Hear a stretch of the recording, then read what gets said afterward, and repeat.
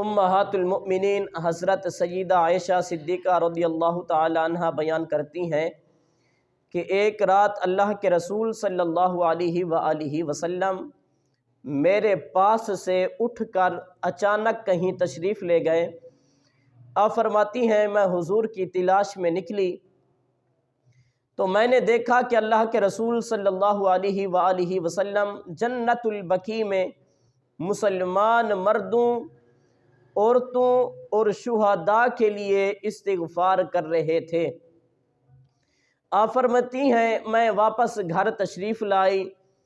جب امام الانبیاء صلی اللہ تعالی علیہ وآلہ وسلم گھر تشریف لائے تو میں نے یہ سارا ماجرا حضور کی بارگاہ میں پیش کیا۔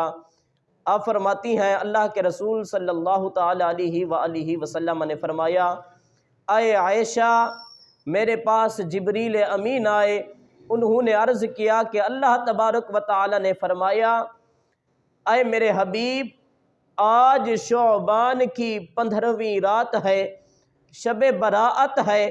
اللہ تبارک و تعالی اس رات میں قبیلہ بنو کلب کی بکریوں کی تعداد سے بھی زیادہ مسلمانوں کی بخشش فرماتا ہے۔ اے عائشہ، اس رات میں کچھ بدبخت ایسے بھی ہیں جن کی بخشش نہیں ہوتی۔ آپ فرماتی ہیں میں نے عرض کیا حضور وہ بدبخت کون ہے؟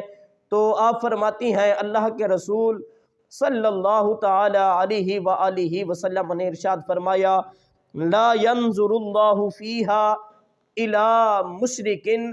آپ فرماتی ہیں اللہ کے رسول نے ارشاد فرمایا پہلا شخص جس کی شب براءت میں بخشش نہیں ہوتی وہ مشرک ہے، جس نے اللہ کے ساتھ کسی کو شریک ٹھہرایا، اللہ کے علاوہ کسی کی عبادت کی، فرمایا اس کی اس رات میں بخشش نہیں ہوتی۔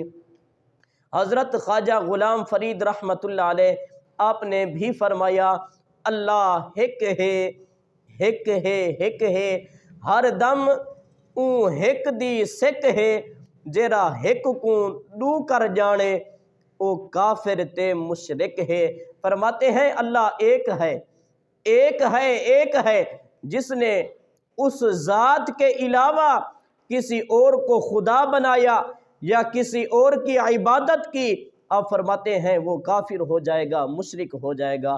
تو اللہ کے سوا کسی اور کی عبادت نہیں کرنی، اللہ کی عبادت کرنی ہے۔ جس نے اللہ کو چھوڑ کر کسی اور کو معبود بنا لیا تو اس شخص کی بخشش نہیں ہے۔ دوسرے نمبر پہ میرے مصطفیٰ نے ارشاد فرمایا، ولا الی مشاحن، مسلمانوں سے بغض رکھنے والا، وہ شخص جو کسی مسلمان سے بغض رکھتا ہے، حسد کرتا ہے، کینہ رکھتا ہے، دشمنی رکھتا ہے، میرے مصطفیٰ نے فرمایا شب براءت میں اس شخص کی بخشش نہیں ہے۔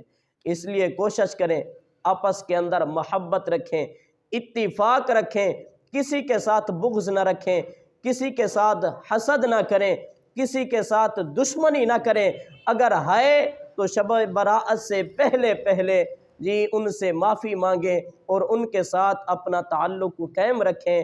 کسی کے ساتھ دشمنی ٹھیک نہیں۔ تو فرمایا جو کسی کے ساتھ بغض رکھے گا شب براءت میں اس شخص کی بخشش نہیں ہے۔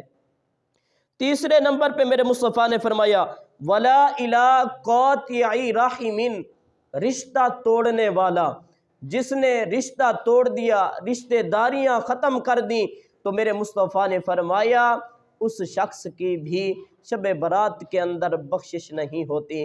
رشتہ کو جوڑ کر رکھیں، چاہے وہ رشتہ والد کی طرف سے ہو یا والدہ کی طرف سے ہو، قریبی ہو یا بعیدی ہو، رشتہ جوڑ کر رکھیں، رشتے کو توڑے نہیں، کیونکہ رشتہ داری کو توڑنے والا شخص بخشش سے محروم رہ جاتا ہے۔ چوتھے نمبر پہ میرے مصطفیٰ نے فرمایا، ولا الی مسبل، تکبر کی بنا پر کپڑے کو گھسیٹنے والا یا شلوار کو ٹخنوں کے نیچے لٹکانے والا۔ یاد رکھیں عرب کے اندر یہ رواج تھا کہ کپڑے کو تکبر کی بنا پر گھسیٹ کر چلتے تھے، جو کہ تکبرانہ انداز ہے اور یہ اللہ کو پسند نہیں۔ کوشش کریں عاجزی کے اندر رہیں، عاجزی والا انسان اللہ تبارک و تعالی کا پسندیدہ انسان ہے۔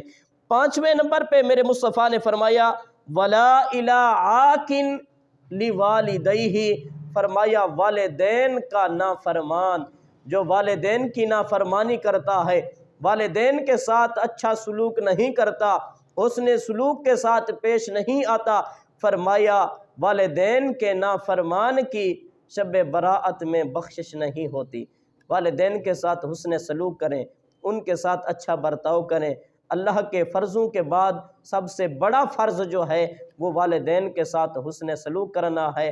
والدین اگر ناراض ہیں، شب براءت سے پہلے ان کو راضی کریں، ان سے معافی مانگیں، ورنہ والدین کے نافرمان کی شب براءت میں بخشش نہیں ہوتی۔